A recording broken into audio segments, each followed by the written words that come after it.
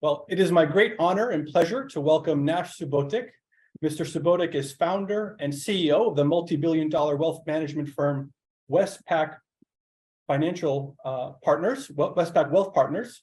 And WestPac Wealth Partners has over 270 team members and has been featured in Inc.'s fastest growing companies, containing some of Forbes' top 100 advisors, and is considered a best place to work by many publications, including Fortune Inc. and our local Hawaii Business Magazine. Born and raised in Bosnia, Mr. Subotic led their civil war at age 13, eventually arriving in America with a basketball scholarship to Hawaii Pacific University and less than $50 in his wallet. Mr. Subotic has been extremely gracious in offering to talk with us today and share his experience and advice on what it takes to become a successful entrepreneur, no matter what your starting point is. Well, thank you, Nash, for joining us. Your story is remarkable and touching, and many of us here may have only had a vague recollection of the Yugoslavian Civil War. Could you tell us a little bit more about your path from Bosnia to the United States? Yes, thank you. Thank you for having me. I obviously went to HPU and I have a great memories, and I think it's one of the greatest universities, business universities, especially on the West Coast. As you said, I'm born and raised, Dr. Derrick's, I'm born and raised in Eastern Europe, in Bosnia. During the war, I escaped to Serbia. It was a pretty bad, ugly civil war. And I started playing basketball actually when I was age 10. And then in 1992, in the fall, 6 months into the war, I escaped from Bosnia to Serbia. And then in 1998, I came on a basketball scholarship to play basketball in the United States. Spent a couple of years in junior college and then joined Hawaii Pacific University for my junior year, and spent great 15 years living in Hawaii, and started the company in Hawaii in 2007. And now, of course, I go back and forth probably 5-6 times every year. I go to Hawaii, and it's been a great journey. It's a very inspiring story. So when and how did you decide that you wanted to become an entrepreneur? I kind of decided it right after I came to the United States. This is a land of opportunity. It's a great country. And, I felt that these opportunities that I can have in the United States, I can have anywhere else in the world, right? That's why it's called the land of opportunities. And that's why it's called still obviously the best country in the world for young people to come in and create something. I think also being born in this country is a blessing and a curse a little bit, because when you're born in this country, you don't know what's really going on in the rest of the world. From one sense is a blessing, right? That you have an opportunity to be here even without knowing what's going on in the rest of the world. And it's a curse in sense that you can't compare it with anything else. And everything else that you can compare, it's probably not as good as this country.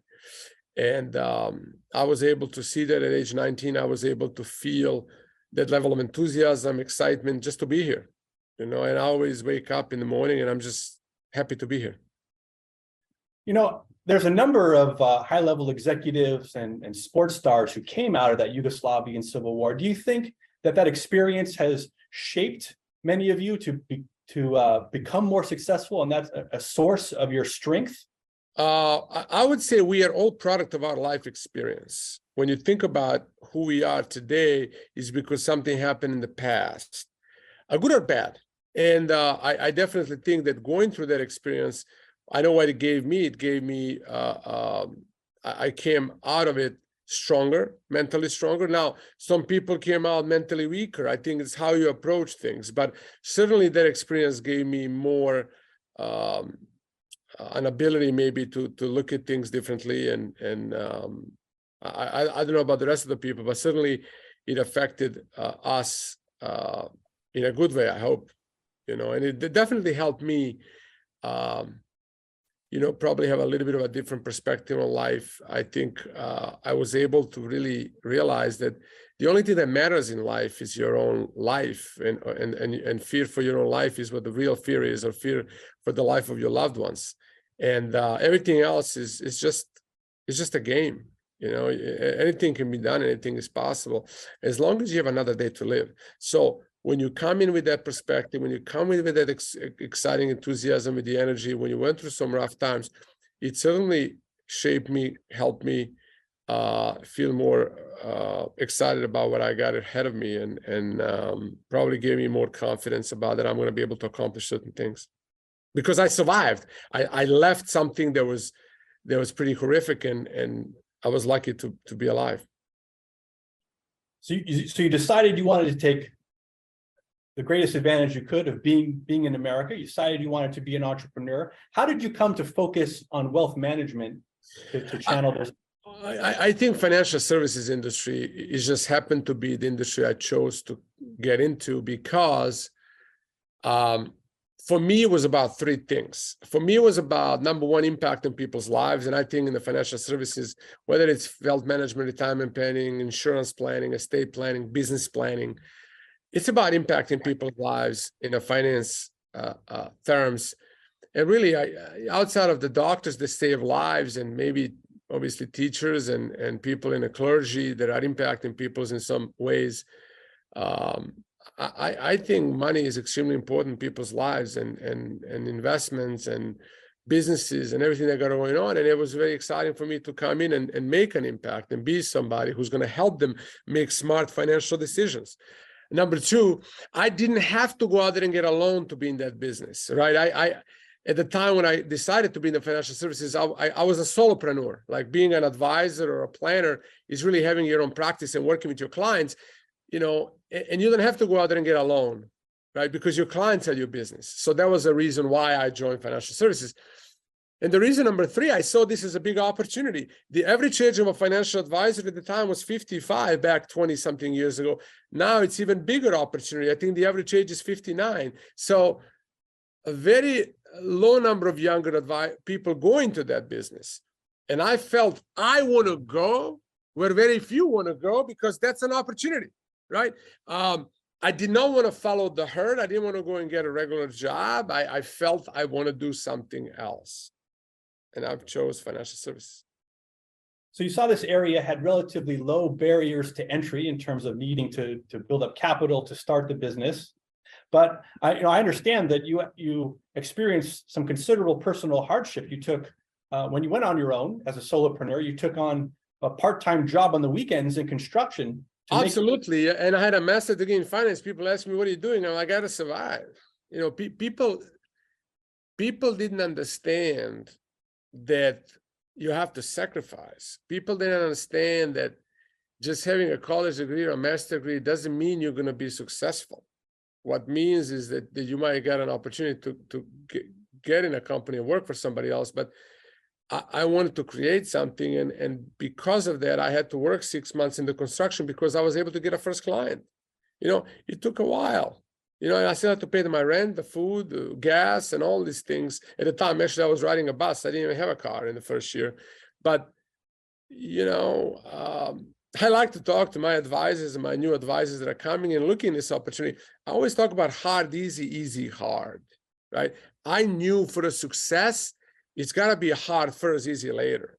Most people choose the easy, hard path.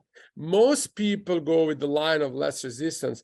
And by the time, they hit their 30s and 40s, the life gets harder for them because they didn't work as hard early. So that's what I think about that. Yeah, I think a lot of people probably don't understand the kind of sacrifices you had to make initially. And it's not just your time and effort, right? Like, psychologically, you have to be strong to be able to deal with all the pressure upon you, including your Absolutely. And it's a mental strength. It's a mental toughness that you have to have. And again, that's what I was drawing from my past experience, that, life is good. I'm not in a war zone, and look what's going on in the world today. I mean, we live it's crazy, right?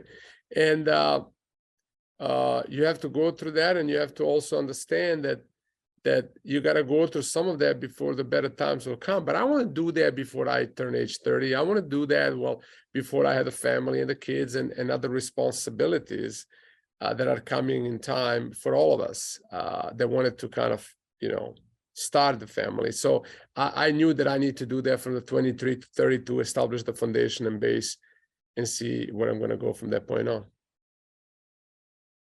So good thoughts. I mean, when you're young, you have a lot more energy, and it takes a lot of energy and drive to succeed. You know, you've experienced what it takes to do this. In your opinion, what is the single biggest barrier to being a successful entrepreneur, and why don't more people try to become an entrepreneur? I think it's about three things. The number one, I think it's about vision. Most people, when you think about it, don't have vision in life. You know, they don't have a path. They don't think about it. And then they go with the flow, as they like to say. If you start going with the flow, or if you start going somewhere without the path, anyway, it's going to get you there. And most people ended up really nowhere when it comes to vision, right? Because they don't have one. So I think vision is a big piece. You know, where do you want to go? Why do you want to do it? Number two things is grit. You know, people don't have grit to go through the tough times. They don't have the grit to really get deeper, to find some of the strength to go through some of the tough times, to go through the adversities that we all gonna have. We all have adversities, right? I mean, we all have things that happen to us, but how we handle that is what matters. And number three, as I would connect that with the vision, I don't think there is enough belief and confidence in people. I mean, I don't think they believe in them. I don't think people graduate and have this confidence to believe. And I'll tell you why. If you think about this, and I'm going to get a little bit philosophical right now, most people are born winners. I mean, you had to beat out, you know, just to be born, you're a winner, right? And by the time you get to the 8th grade, most people, if you're in the 1st grade, when the teacher asks the question, how many hands go up? Almost the entire class. By the time they turn the 6th, 7th grade, the confidence instilled in kids, 2 hands go up when the teacher is asking the question, because their own confidence is not there. By the time they go to college, they've been hit from all kinds of angles. And it's very easy because people are fragile. Their minds, their thoughts, it's very easy to influence them. Look at the social media. I mean, I always talk about some of the stuff that's going on in America today and in the world. I mean, who has been the influencing the people? You know, when you think about who has been influencing in our country and some of the things that people are doing is just crazy. But you know, it's just easy to give up, and those are the 3 things I think why people are not entrepreneurs. I don't know if that helps you, but I went a little bit deeper than I wanted to go, but that's what it is. Yeah, it's vision, it's confidence, belief, and grit. Well, I myself am an educator. How can we teach in a different way to cultivate these characteristics in our students? I think it's building confidence in students. I think it's building possibilities. I think it's painting the vision of, you know, what's possible for them after that. I think, you know, and I'm not saying being an entrepreneur is for everybody. 90+% are not entrepreneurs. But I think you, as professors, as teachers, is really talking to people about different paths in life. It's about solopreneur, entrepreneur, executive, professional, whatever you want to be, but just be the best version of yourself. But knowing what those paths are, and maybe encouraging people to try different things, you know, before they settle on what they want to do. Great. I want to turn now to your sporting history. And you said that being an athlete prepared you to take calculated risks and become an entrepreneur. Could you speak more about the benefits of competing in a sport and what that taught you about being successful in business? Teamwork, you know, being on a basketball team, it's about working with the team, knowing what's going on, encouraging others, dealing with egos, you know, just being part of a group that has a common goal, which is to win championship or to win the games and to win together. I'm a team sport guy. I'm not saying being an individual sport is bad. It's just different. But I think being on a team teaches you leadership, selflessness, and team spirit. You know, in any business, you're going to have to get along with people. And I think sports really teaches people how to get along and being a little bit more selfless. Should every aspiring entrepreneur take up a competitive sport? No, I don't think so, because you don't go to sport just because you want to be an entrepreneur. I think that you take up on sports because it's just something that naturally comes to you. But I think there's a lot of successful people that haven't been in sports. So I wouldn't make that, that decision. Great. Every elite performer has expert mentors. Michael Jordan, for instance, had 10 coaches at his peak.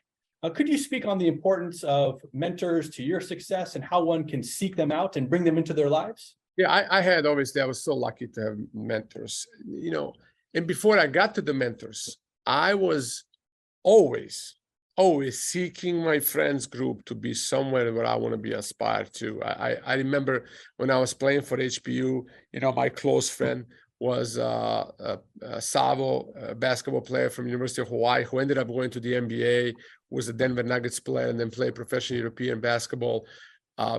Even in sports and in business, I always seek people that at given time were better than me, right?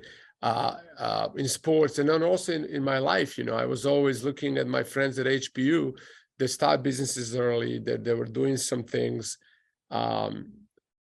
Because look, you are the product of your environment. And then after I started the business, I seeked mentors. My coach was a great mentor at HPU, taught me a lot of things about life. But then also when I got into the business, I got to meet people in my profession that I learned a lot from. And really, mentorship is all about not repeating the same mistakes, just listening into other people that went through the same thing and giving the good advice and guidance, maybe how you can learn on their mistakes and not to repeat something that doesn't need to be repeated. So we need to learn vicariously as much as possible and make sure we don't repeat the mistakes that we could have avoided. That's correct. Listen to people who had that experience already. That's correct. You've also said before that there's no such thing as work-life balance. In this day and age, people are constantly talking about work-life balance, and now we have this trend to work from home. You talk about, actually, you need to have not work-life balance, but life-work integration. Right. Can you talk about what you mean by this? Yeah, by the way, it's a concept that I trademarked in the United States Patent Office. The whole thought of that, look, I have a bubble that I'm living in. I have my friends that are working with me. I have my clients. I have people in my industry. I have my family. I believe for somebody to be successful in whatever they do, first of all, they got a lot of people they're working with. Their work environment has to be a good one.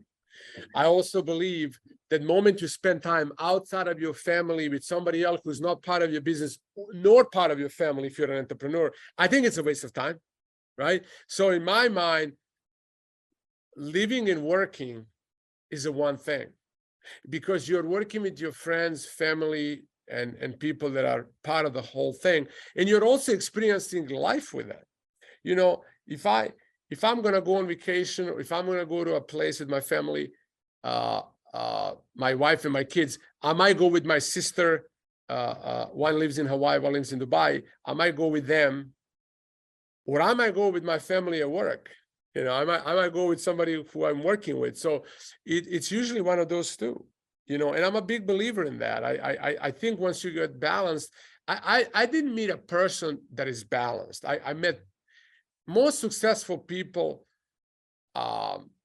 They live in some sort of a bubble of their own, right? And they hang out with this group of people that affects them both in the personal and business life. And that's really what I mean. It's a way of life. Life work integration is a way of life.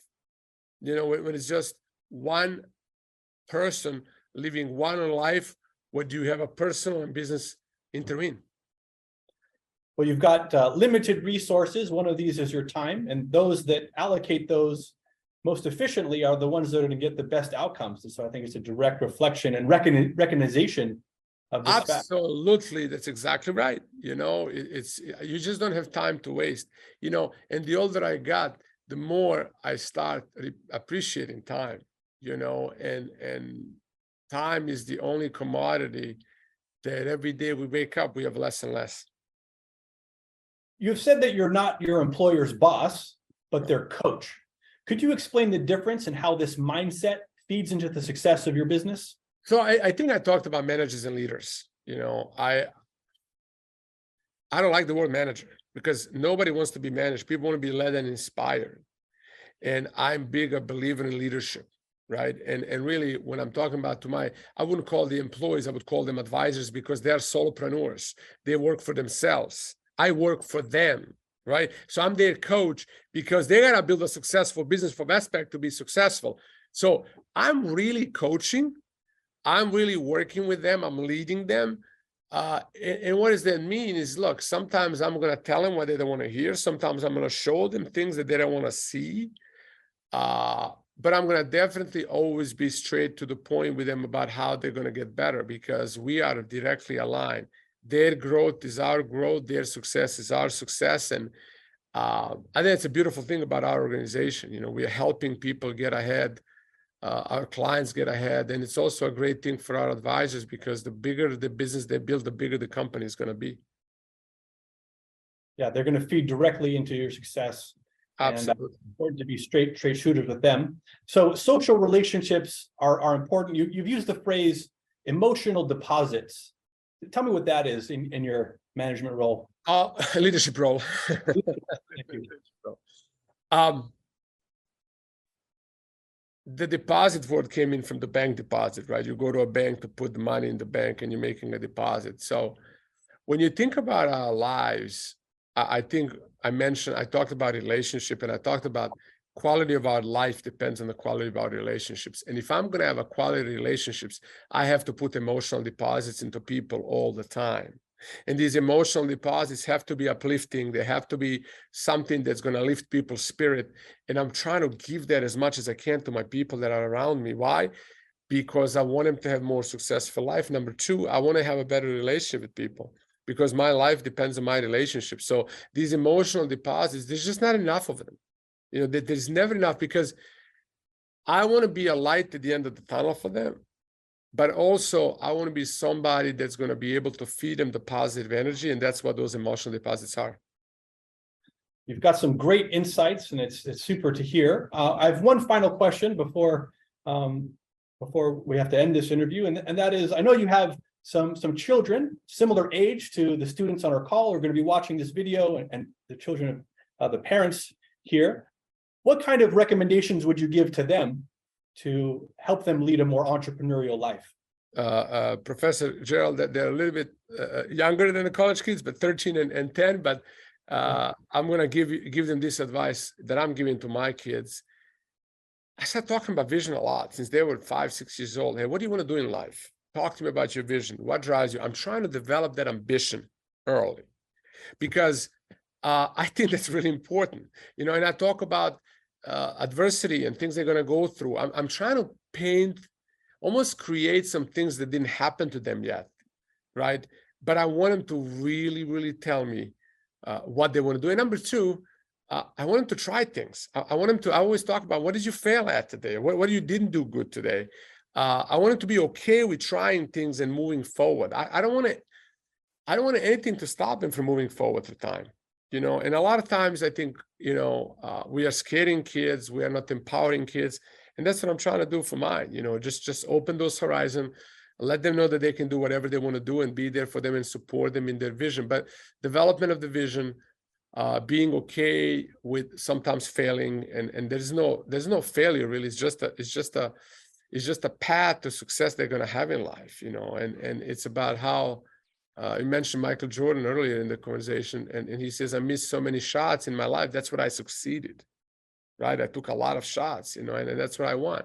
So that's kind of my advice to parents and students, don't just go out there to have a vision, follow the vision, and don't let anybody stop you. Well, great messages. Develop vision, develop grit, develop confidence. These are things we continually aspire to throughout all of our lives. And if we can start when we're young, even better. Well, I just want to thank you very much, Nash, for your time here today. And how can people on the call reach out to your organization? They can reach out. We're going to share our websites. We're going to share our phone numbers, and Rich obviously is going to provide that for us. And if they want to get connected with us. If they want to even try to work with us or go through some internship with us, we are actually hiring a lot of interns from university these days as we speak. And we're also always looking for new talent that want to join the firm. Great. Well, thank you very much. It was my Thank you.